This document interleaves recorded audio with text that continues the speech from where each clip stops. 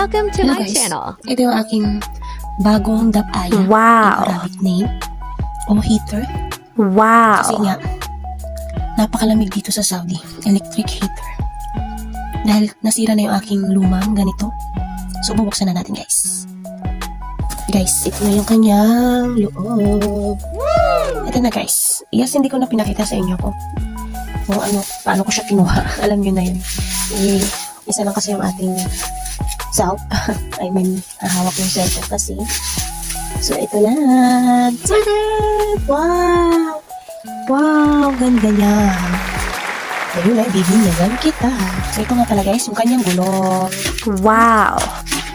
So, mag-ayos tayo. Ito niyang mga kung ano-ano. Ayan. Ganda. Thanks sa amo ko. Ma'am Gada, shout out. Thank you po and your family. Hello guys, nakita nyo naman po yung aking unboxing heater kanina na binidyohan ko siya sa back camera ko. So, ito na nga po guys. May bubuksan ko na at bubuli ko na siya. Oh, hindi. Wow. Ito po ay bagong bula. So, syempre, natin yan para makita nyo siya guys.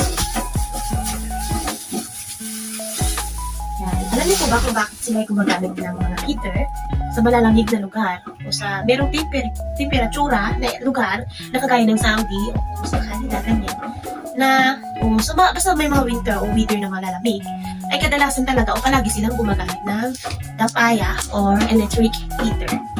Kasi nga po, para iwas lamig. Ganun.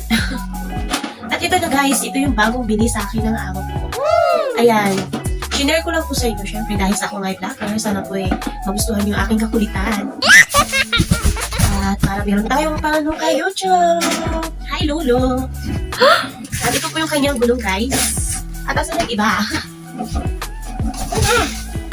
Ayun. Ito po yung saan nilalagay, bebe? Para sa gulong. Ayan, ito na. Ngayon ay magsisit na tayo ng gulong. Saba yung ano dito. Ayun. Baliktad pa yung actually guys, sorry, kasi binaliktad ko siya dahil nalalagay ako ng kaya bisa na natin ilagay. Ito na pala guys, yung aking dapaya. At bago po siya. Kasi po, nasira na talaga yung luma. Actually, may kasalanan yung luma sa akin. Dahil nasunog niya dati yung aking higaan, na yung computer, tsaka yung kama. So, shout out po pala sa mga nakaka-relate o nakakagamit palagi ng mga dapaya o electric heater. Paalala lang po, based sa aking karanasan, na ang dapaya ay huwag masyadong idikit sa higaan o sa mga plastic kahoy na agad nasusunog. So, pag nag-open kayo ng dapaya, ilalayo nyo dun sa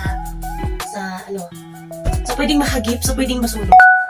At ipapakita ko sa inyo mamaya kung gaano kalayo yung distansya ng aking paglalagyan.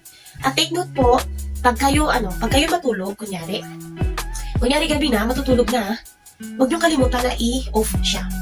Gagamitin niyo na naman bukas pag kayo gumising, o kayo naligo, o kayo magtatambay, ganun. Pero yung matutulog kayo, tapos isabay niyo siyang naka-open para kayo maging yung paligid nyo ay uminit. Naku po, hindi po para sa akin, at sabi din ng amo ko, hindi siya allow na i-open yung dapaya pag kayo'y natutulog, na kumbaga isasabay nyo sa pagtulog na nakabukas.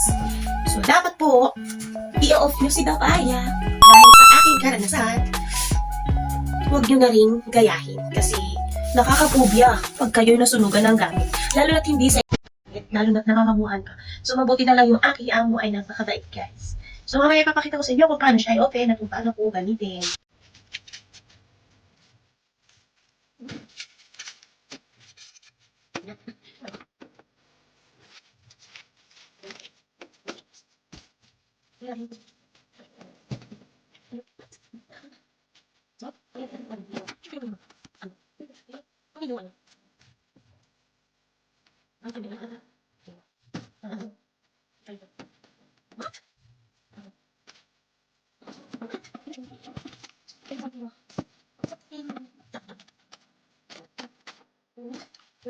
Guys, ay hindi lang ang dito. Si, yung primo ko kasi. Kasi wag na.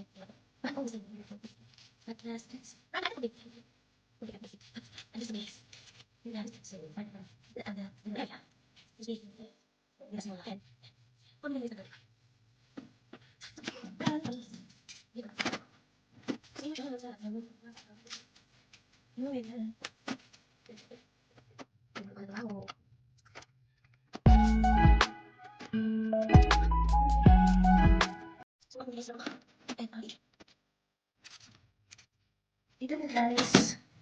Natapos ko na siya. Ayan. Hindi ako pag-upin.